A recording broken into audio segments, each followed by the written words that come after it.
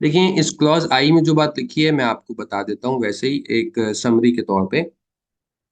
इसमें ये लिखा है कि अगर आप सिंगल हेड ऑफ अकाउंट में इन टोटल अमाउंट पे करते हैं जिसका टोटल 2.5 लाख रुपए से कम बनता है या 2.5 लाख रुपए के बराबर बनता है, तो ये जो सेक्शन 21L है इसके ऊपर बहुत सारे एड बैग्स होते हैं। सेक्शन 21L में आप देखेंगे ऑडिट्स में एड बैग हो रहे होते हैं। तो सेक्शन 21L उस हेड पे एप्लीकेबल नहीं है। मिसाल के तौर पे आपकी प्रॉफिट एंड लॉस में जो ट्रैवलिंग का हेड है उसमें, या यूं समझ लें कोई भी हेड है, प्रिंटिंग स्टेशनरी का हेड है, आपने स्टेशनरी खरीदी है, अरे आप ये ऐसा आइटम है आपको टैक्स तो काटना है। लेकिन लेट्स से सिर्फ इसके अंदर पूरे साल में 2.5 लाख की आपने पेमेंट की है, तो अगर आपने 2.5 लाख की पेमेंट की है ना, तो आपको ये नहीं देखना कैश से हुआ बैंक से हुआ। ठीक है, आप इसको कैश से कर सकते। क्लॉज आई बेसिकली ये कहता है कि जो पेमेंट बैंक यानी क्रॉस चेक से नहीं होगी, बैंकिंग चैनल से नहीं होगी, वो डिसअलाउड हो जाएगी। एक चीज ये भी क्लेरिफाई कर लें कि एक्सपेंस की अलाउेबिलिटी के लिए दो चीजों का होना जरूरी है। एक, उस पर टैक्स कटा हुआ हो, अगर आप प्रेस्क्राइब पर्सन है, विदहोल्डिंग एजेंट है, नंबर वन। नहीं है तो नहीं कटेंगे, काटेंगे आप। नंबर टू ये होता है कि वो बैंकिंग चैनल से पे हो। ठीक है, क्लॉज आई के अंदर एक बात ये लिखी हुई है कि अगर, ये तो पहले तो यहां से लेकर यहां तक यही लिखा है कि भाई आप बैंक से पेमेंट कीजिएगा, और इसके अंदर एक बात एक्सक्लूजन ये दी गई है जो मैं आपको बता रहा हूँ। अगर किसी सिंगल हेड के अंदर आपने 2.5 लाख रुपए अदा किए ना पूरे साल में, तो फिर उसके लिए क्रॉस चेक पेमेंट की जरूरत नहीं है। मिसाल के तौर पर आपने 2.5 लाख रुपए की कैश से पेमेंट कर दी प्रिंटिंग स्टेशनरी के लिए और कोई खर्चा इस हेड में नहीं हुआ, तो बस इस 2.5 लाख रुपए को 21L में इन एडमिजिबल नहीं किया जा सकता। ये एक बात मुकम्मल हो गई। दूसरी बात क्या है? दूसरी बात ये होगी कि प्रिंटिंग एंड स्टेशनरी है, उसके अंदर आपकी जो पूरे साल का खर्चा है वो 10 लाख रुपए है।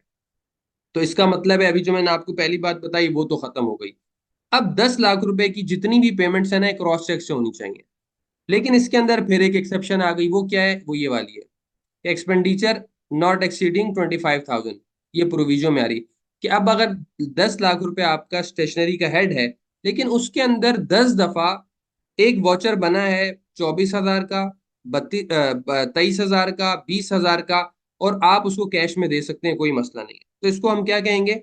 हम कहेंगे कि भाई अगर एक सिंगल हेड में total annual aggregate amount 2.5 lakh से ज्यादा है, इस केस में भी इस केस में 21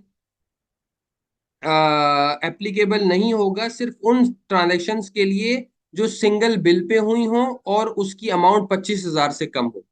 ये मतलब है, यानी अगर कोई बिल इस 10 लाख के हेड में कोई बिल ऐसा है जो 25,000 रुपए से ज्यादा का है, तो फिर तो आपको क्रॉस चेक से ही पेमेंट करनी है।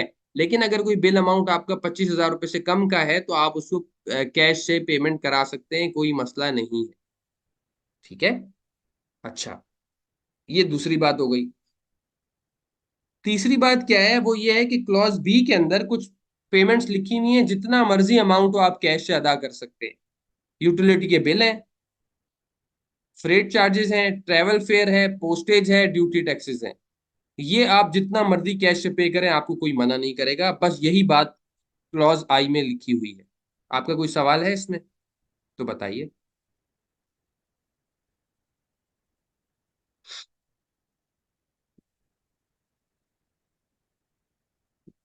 ठीक है, क्लॉज, अ, जी सर, एक क्वेश्चन है। जी बोलें बोलें। सर जी, ये जो इस तरह फ्रेट का लिखा हुआ है, फ्रेट को भी हम कैश में जितना भी पेड करना चाहे पेड करेंगे, तो इसके ऊपर क्या विथहोल्डिंग परफॉर्म करेंगे या नहीं? जिस तरह यूटिलिटी है, ट्रैवलिंग है या नहीं, देखें पोस्टेज मैंने है, आप इसमें देखें फ्रेट की बात है। ये देखें, ये तो मैंने अभी आपको समझाया है ना कि एक्सपेंस के, देखें 20 सेक्शन 21 में मुख्तलिफ बातें बताई गई हैं, कंडीशंस बताई गई हैं कि भाई ये चीजें हैं, ये डिसअलाउ हो जाएंगी, यूं करेंगे तो डिसअलाउ नहीं होंगी। इनमें मैंने आपको बताया कंसाइजली कि दो बातें बड़ी अहम है। एक, एक्सपेंस उसी वक्त अलाउड होगा अगर उस पर विथहोल्डिंग प्रोविजन एप्लीकेबल है तो टैक्स काटें, number one. Number two, banking channel से पेमेंट भी हो। आप फ्रेड को कैश से पे कर सकते हैं, क्यों? क्योंकि लॉ में प्रोवाइड किया गया है। लेकिन साइमल्टेनियसली ये थोड़ी है कि उसमें विथहोल्डिंग नहीं करेंगे, विथहोल्डिंग तो करनी पड़ेगी। एक बात।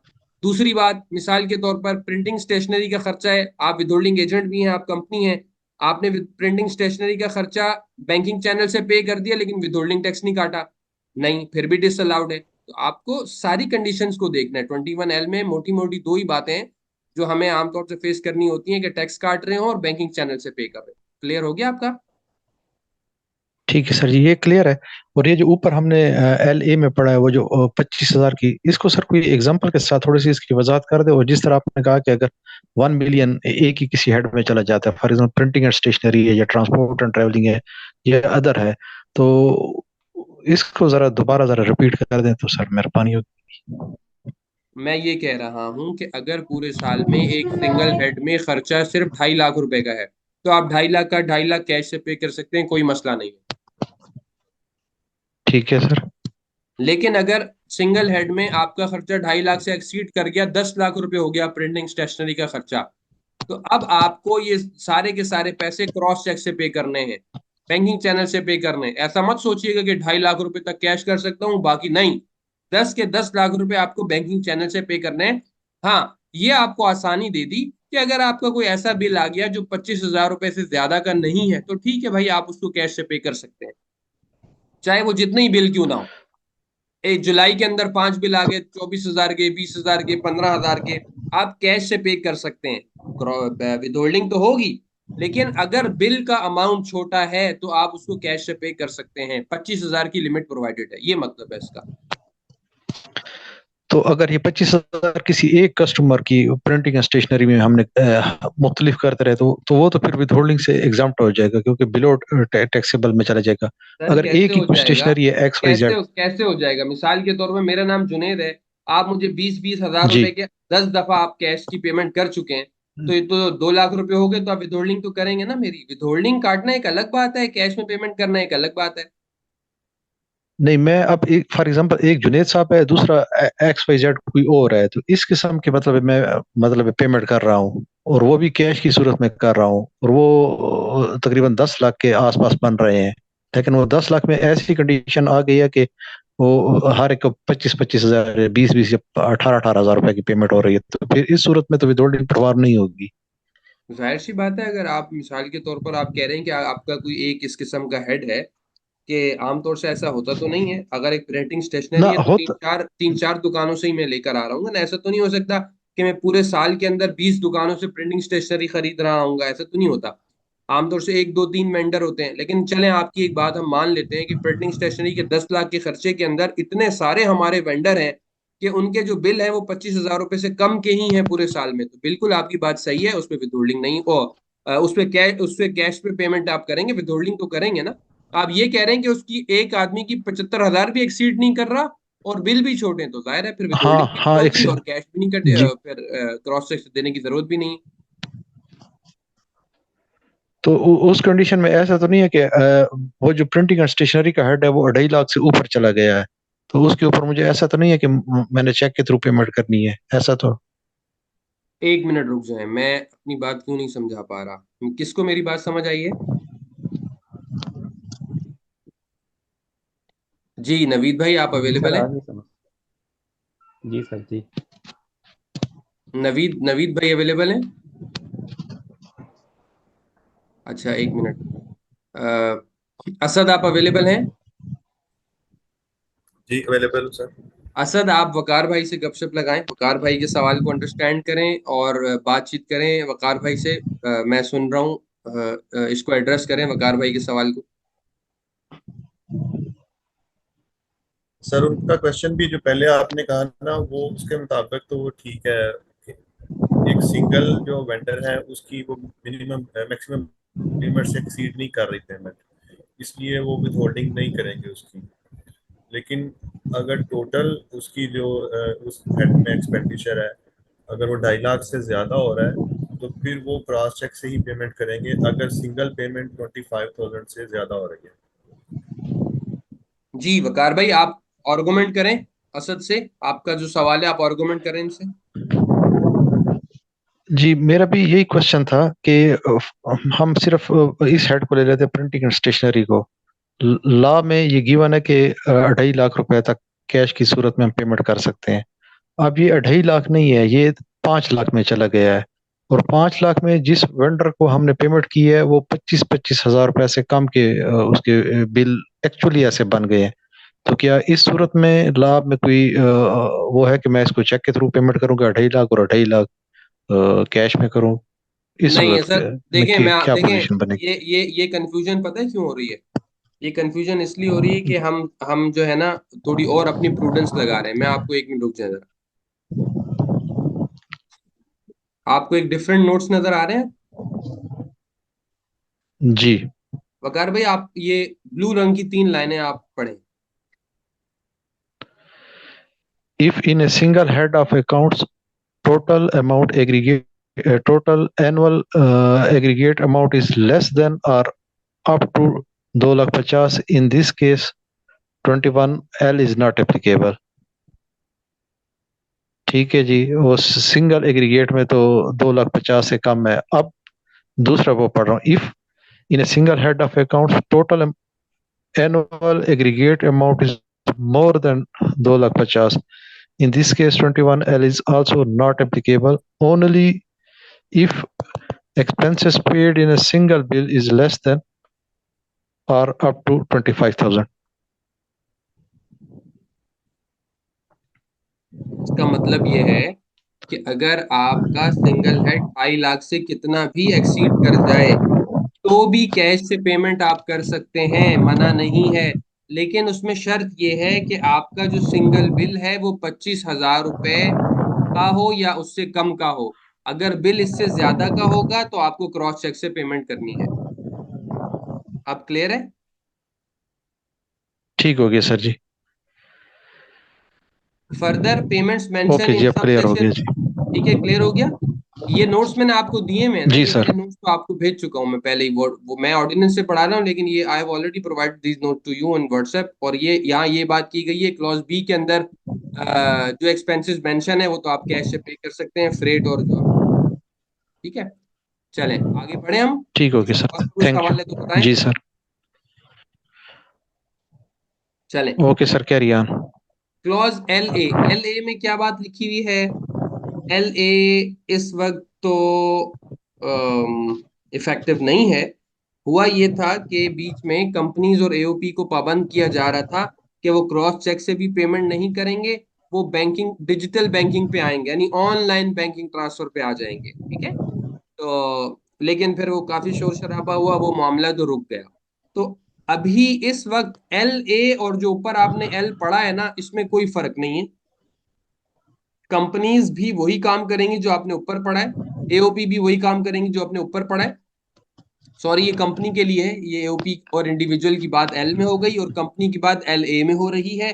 लेकिन यहां पर और ऊपर में अभी कोई फर्क नहीं है। एल ए में एक फर्क है जिसको इन्होंने रोक दिया। वो क्या फर्क है? वो ये था कि जितनी भी ये पेमेंट करेंगे ना, ऊपर तो लिखा हुआ था, देखें ये देखें यहाँ क्या लिखा हुआ था कि वो पेमेंट करेंगे क्रॉस चेक से। सही है, क्रॉस बैंकिंग इंस्ट्रूमेंट से। लेकिन एल ए में क्या है? एलए में आपको ये बातें नजर नहीं आएंगी। एलए में आपको मिलेगा डिजिटल मींस। डिजिटल मींस, और आप डिजिटल मींस की डेफिनेशन जाकर देखेंगे। क्लॉज, ये अपने स्पीकर माइक प्लीज बंद कर दें। क्लॉज 17B सेक्शन 2 में जाकर आप देखेंगे ना डिजिटल मींस, तो डिजिटल मींस की डेफिनेशन में क्रॉस चेक पे ऑर्डर शामिल नहीं है। तो कंपनियों को पाबंद किया था। मैंने भी कुछ कंपनीज के अंदर ये ले ली थी सर्विस। उसमें ये होता है, बैंक आपको पोर्टल देता है, जिस तरह आप ऑनलाइन बैंकिंग करते हैं ना, आईडी पासवर्ड डाल के ट्रांसफर करते हैं, नाम भी लिखा आ रहा था, अकाउंट नंबर भी, हर चीज डॉक्यूमेंट हो रही होती है। तो कंपनीज के लिए मैंडेटरी कर दिया था, लेकिन अभी इसको होल्ड कर दिया है। देखें लिखा है कि बोर्ड बाद में नोटिफाई करे। बस ये एक अहम बात थी इसमें। जब बोर्ड नोटिफाई करेगा तो सारे बैंकों को चेक पे खत्म करके ऑनलाइन बैंकिंग पे जाना पड़ेगा। अच्छा जी, उसके बाद क्लॉज, ये आपको पता ही है, क्लॉज नंबर एम।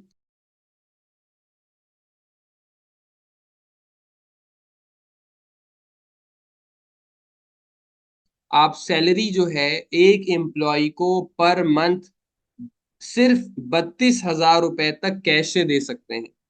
अगर 32,000 रुपए, ये मिनिमम वेज यहाँ आ रही होती है, 32, पहले 25 थी अब 32 हो गई। अगर 32,000 रुपए से ज्यादा किसी आदमी की सैलरी है मंथली तो आप उसको क्रॉस चेक से या बैंकिंग चैनल से देंगे, अदरवाइज डिसअलाउ हो जाएगी।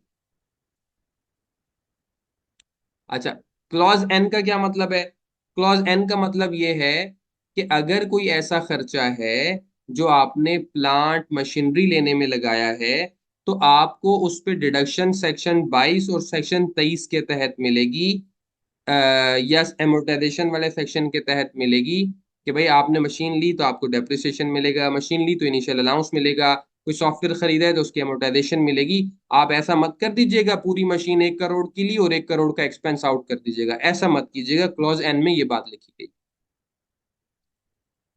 अच्छा, क्लॉज ओ क्या है? इसकी भी थोड़ी इलस्ट्रेशन समझ लें। इसमें ये कहा है कि any expenditure in respect of sale, promotion, advertisement, publicity in excess of 10% of turnover incurred by the pharmaceutical manufacturer, इसको भी यहां से समझ लें। देखें, फार्मास्यूटिकल वालों को कहा है कि अगर आप मिसाल के तौर पर उनकी एनुअल टर्नओवर 100 मिलियन की है, सही है, और उन्होंने एडवर्टीजमेंट सेल प्रमोशन का खर्चा कर दिया। आपको पता है ना ये लोग डॉक्टर्स को कितना सेल प्रमोशन के नाम पे क्या क्या कुछ करते हैं डॉक्टर्स के साथ, ट्रिप्स भी चल रहे हैं और बहुत कुछ आप सब लोगों को पता होगा ये। तो अब उन्होंने इसको रिस्ट्रिक्ट किया है कि एडवर्टीजमेंट और सेल प्रमोशन वगैरह का खर्चा देखें यहाँ 20 मिलियन है तो अलाउड कितना है? 10 मिलियन। यानी टोटल टर्नओवर का 10% तक अलाउड है, बाकी डिसअलाउ हो जाएगा। होगा क्या, जब टैक्सेबल इनकम वर्कआउट हो रही होगी तो टैक्सेबल इनकम के जो इनकम आ रही होगी अकाउंटिंग इनकम उसके अंदर ऐड बैक हो जाएगा एडवर्टीजमेंट एक्सपेंस जो कि ज्यादा होगा 10% ऑफ टर्नओवर से। अब इस केस में आप देखें, 100 रुपए की 100 मिलियन की टर्नओवर थी, 10% बना 10 मिलियन, और एक्चुअल खर्चा 20 मिलियन का था, तो 10 मिलियन का खर्चा डिसअलाउ हो जाएगा। समझ आ गई ये बात? जी सर। तो इसमें ये जी बात हाँ। लिखी, ये बात लिखी गई है। जी क्लियर। उसके बाद क्लॉज नंबर पी जो है, इसकी कोई अभी तक मतलब कोई utility bill in excess of such limit, इसकी कोई एप्लीकेबिलिटी अभी नहीं है। जब कोई रूल्स में कोई बात आएगी तो हम देख लेंगे उसको। Clause number Q. अच्छा, क्लॉज नंबर क्यू को भी हमें इलस्ट्रेशन से समझना पड़ेगा, इसको हम देख लेते हैं। सिर्फ आप पहले एक ये चीज देख लें कि एनी एक्सपेंडिचर इनकर्ड फला फला total amount of sale excluding but not equal to not exceed, ये देख लें भाई, 100 मिलियन पर पर्सन। ये बात जहन में रखें और इसको पढ़ाने की बजाय आप पढ़ लीजिएगा, मैं आपको इलस्ट्रेशन से करा देता हूँ, आसानी से समझ आ जाएगा। देखें, देखें आपने क्या किया कि आपने सेल की, आपकी कंपनी ने सेल की और बहुत सारे अनरजिस्टर्ड पर्सन को सेल की, ठीक है। अब एग्जाम्पल आपकी है 1,000 मिलियन की सेल्स, पहले आप इसको समझ लें फिर हम थ्योरी देख लेंगे। 1,000 मिलियन की सेल है, इस सेल में से एक बंदा था उसका नाम था मिस्टर एक्स, उसको 200 मिलियन की इनवाइस गई, सही है। और एक बंदा था उसको 90 मिलियन की इनवाइस गई, उसका नाम भी मिस्टर एक्स था। अच्छा, बाकी जो सेल थी 750 मिलियन की, इसके अंदर बहुत सारी इनवाइसेस थी जो कि बिलो 90 मिलियन थी। यानी किसी को 80 मिलियन की इनवाइस गई, किसी को 1 मिलियन की इनवाइस गई, किसी को 2 मिलियन की इनवाइस गई। तो ये डाटा आपके पास मिल जाएगा पार्टी वाइज सेल निकालने से। और टोटल एक्सपेंसेस आपके 800 मिलियन है, ये डाटा सामने रखें। अब आप देखें, हम ऊपर चलते हैं। कह रहे हैं any expenditure attributable to sale made to person required to be registered but not registered. कह रहा है कि ऐसी सेल जो उस आदमी को हुई जिसे सेल्स टैक्स में रजिस्टर होना चाहिए था लेकिन वो रजिस्टर नहीं हुआ। क्या मतलब हुआ? यानी कोई ऐसा आदमी जो कि आगे चीज टैक्सेबल आइटम बेच रहा है और उसको तो डे वन से रजिस्टर होना है। तो अगर आप किसी ऐसे आदमी को चीज बेच रहे हैं जो टैक्सेबल आइटम बेचता है और उसको रजिस्टर होना चाहिए था, तो उससे मुराद है। और एक्सपेंडिचर एट्रीब्यूटेबल, ये भी आपको समझ आ जाएगा। कौन बेच रहा है? इंडस्ट्रियल अंडरटेकिंग बेच रही है। इसकी एक पूरी डेफिनेशन है इंडस्ट्रियल अंडरटेकिंग की, हमने सेक्शन 148 में डिस्कस की हुई है। तो क्या करेंगे आप इस फॉर्मूले से इन एडमिसिबल अमाउंट वर्कआउट करेंगे। कैसे? सबसे पहले आप टोटल डिडक्शंस ले लें। हमारे केस में क्या है कि भाई 800 मिलियन, हमारे केस में देखें टोटल डिडक्शन क्या है, 800 मिलियन के हमारे एक्सपेंसेस हैं। तो ए का क्या मतलब हुआ? 800 मिलियन। और बी क्या है, टर्नओवर, टर्नओवर हमारी 1000 मिलियन है। और सी क्या है, amount of sales exclusive of taxes, जो कि हमने दी है किसको, उस आदमी को जिसे रजिस्टर होना चाहिए था। और इनवाइस अमाउंट कितना है, सेल्स इक्वल टू और एक्सीड्स 100 मिलियन। 100 मिलियन से ज्यादा की सेल है क्या, पर पर्सन आपने देखना है, पर पर्सन आपने देखना है। अच्छा ये एक्स, ये मिस्टर एक्स नहीं होंगे, ये मिस्टर वाई होंगे। ये एक गलती नजर आ रही है, ये मिस्टर एक्स नहीं होने चाहिए, मिस्टर वाई होने चाहिए, ठीक है, वाई। इसको हमें वाई करना है, क्योंकि एक्स अलग है, वाई अलग है। क्योंकि यहाँ पे ये कैसे पता चला मुझे ये गलती का, यहाँ ये लिखा हुआ है कि वेयर सेल्स इक्वल और एक्सीड्स ₹100 मिलियन पर पर्सन। अगर ये दोनों एक्स होंगे तो जाहिर है अलग करने की क्या लॉजिक है, इसको तो ऐड करना चाहिए हमें। तो देखें, आपने इस पे लाइन लगा दें हम, ताकि ये खत्म हो जाए एक्स। ये देखें, आपकी सेल 100 मिलियन की थी, मिस्टर एक्स को आपने 200 मिलियन डाले। तो अभी तक जो हमने ऊपर पढ़ा है, तो इसका मतलब है हमारी वर्किंग कुछ इस बंदे पे होनी है। ये अनरजिस्टर्ड था और he is required to get registration with sales tax department, क्योंकि ये इंप्लाइड है टैक्सेबल सर्विसेज, टैक्सेबल गुड्स बेच रहा होगा। तो अब करना क्या होगा आपको, ये सेल का ब्रेकडाउन है, ये एक्सपेंसेस हैं। आप सिंपल ये करेंगे, 800 मिलियन के एक्सपेंसेस को आप डिवाइड कर दीजिएगा 1000 से, जो फॉर्मूला है आपका, ठीक है। और फिर मल्टीप्लाई क्या कर दें 200 से। 200 क्या है, मिस्टर एक्स की सेल, और पर पर्सन था 100 मिलियन से ज्यादा, तो देखें पर पर्सन 100 मिलियन से ज्यादा यही आ रहा है, ये 90 है, और ये सारे वो लोग हैं जो 90 से भी कम है। तो आप देखिए कि यहाँ 160 मिलियन आ गया, जो आपका डिस अलाउ हो जाएगा। लेकिन एक प्रोविजो ऊपर दिया हुआ है, वो क्या है कि जो डिडक्शन है 10% ऑफ द एक्सपेंस क्लेम से ज्यादा नहीं हो सकती। तो 10% क्या है हमारा, 800 मिलियन का 10% 80 मिलियन, तो हमारी डिडक्शन डिसअलाउ कितनी होगी, 80 मिलियन की। 80 मिलियन हमारे डिसअलाउ हो जाएंगे। डिसअलाउड एक्सपेंस कितना होगा, 80 मिलियन का। ये बात समझ आ गई, किसी को सवाल है तो बताइए।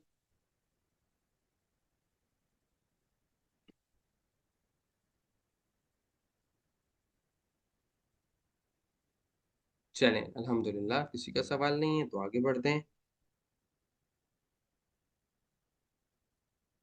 अच्छा, जुनेद भाई, इसका प्रिवेंटिव मेजर क्या है?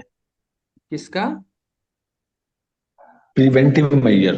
प्रिवेंटिव मैं मेजर, एज अ इंडस्ट्रियल देखें देखें प्रिवेंटिव मेजर तो बन नहीं सकता ना। उसकी वजह यह है, जब आप सेल्स टैक्स रिटर्न में सेल रिपोर्ट करेंगे तो आपको एनटीएन डालना पड़ता है। तो आप अपनी सेल तो, पर पर्सन सेल तो अवॉइड कर ही नहीं सकते अगर आप प्रॉपर काम कर रहे हैं। और जाहिर है अगर इंडस्ट्रियल अंडरटेकिंग आप हैं, आप बड़ी कंपनी हैं, तो जाहिर है आपको प्रॉपर काम करना पड़ता है। तो आप शायद कुछ मैनिपुलेशन हम कर सकते हो प्रैक्टिकल लाइफ में, लेकिन अगर आप इंडस्ट्रियल अंडरटेकिंग हैं, आप एक बड़ा इदारा है, लिमिटेड कंपनी है, तो जाहिर है आप अ, अपनी सेल्स को, उस एनटीएन को, उस आदमी को तो अवॉइड नहीं कर सकेंगे। आपको पता है सेल्स टैक्स के अंदर सेल्स टैक्स इनवाइस का फॉर्मेट है, वहां आपको उसका एनटीएन डालना है, उसका एड्रेस डालना है। अदरवाइज सेल्स टैक्स में बहुत सारे कॉन्सिक्वेंसेज हो जाते हैं, आपको मालूम है कि इनपुट डिसअलाउ वगैरह की बातें मुख्तलिफ सिचुएशंस में। तो अब अगर आपकी सेल ऐसी है कि 100 मिलियन पर पर्सन आपका कोई ऐसा आदमी है, तो बहरहाल ये कॉन्सिक्वेंस आना पड़ेगा। तो फिर मैनेज करने का यही तरीका है, उस आदमी को बताएं कि भाई आप फिर 2 4 6 बिजनेसेस खड़े करें, ज्यादा ऐसी बनाएं, उनकी बेगम भी काम करती हो, फलां भी काम करते हो, फलां भी काम करते हो, तो जाहिर है इनवाइस में अगर एनटीएन चेंज हो जाएगा तो ही ये हो सकता है। तो उन्होंने अभी 100 मिलियन की सीलिंग लगाई कि 100 मिलियन पर पर्सन के ऊपर ये चीज आपको डिसअला हो जाएगी। ठीक है जुनेद भाई, जबरदस्त, क्लियर। और वो भी पूरी तो नहीं हो रही ना, आपके खर्चे को प्रोपोर्शनेटली देखें डिसअलाउ किया है। इस एग्जाम्पल में भी अगर आप देखें, आपकी 200 मिलियन की सेल थी, लेकिन खर्चा आपका कितना डिसअलाउ हुआ, 80 मिलियन का। बहरहाल 80 मिलियन भी एक मतलब छोटी रकम तो नहीं है। लेकिन बहरहाल 200 मिलियन भी नहीं है, लेकिन फिर भी बहुत बड़ा खर्चा है 80 मिलियन इस एग्जाम्पल के अंदर भी। बहरहाल आगे बढ़ते हैं। अच्छा, क्लॉज आर क्या है? क्लॉज आर में ये बात लिखी है, आपको इसका बैकग्राउंड जानने पता होने के लिए आपको रूल्स में जाना पड़ेगा। रूल्स के चैप्टर नंबर 7A में वहाँ कुछ बिजनेसेस लिस्ट हैं, उन्हें ये कहा गया है कि आप प्रेस्क्राइब्ड लोग हो और आप लोगों को ये चाहिए कि आप फिजिकल इलेक्ट्रॉनिक डिवाइस और सॉफ्टवेयर जो कि एफबीआर से इंटीग्रेटेड होगा वो लगाएं। और आपको पता है अभी एक बहुत लंबा चौड़ा एसआरओ भी आया है, जिसमें chartered accountants, management accountants, doctors, schools, maternity हो, पता नहीं क्या क्या एक लिस्ट दे दी है कि सब लोग इंटीग्रेट कराएं। मतलब टीयर 1 रिटेलर्स तो अब तक हो नहीं पाए, ये छोटे छोटे इदारे भी इंटीग्रेट, मतलब इतनी लंबी चौड़ी लिस्ट दे दी है। खैर बहरहाल ठीक है, एक अलर्ट दे दिया है कि भाई अब हम आपको इंटीग्रेट करेंगे।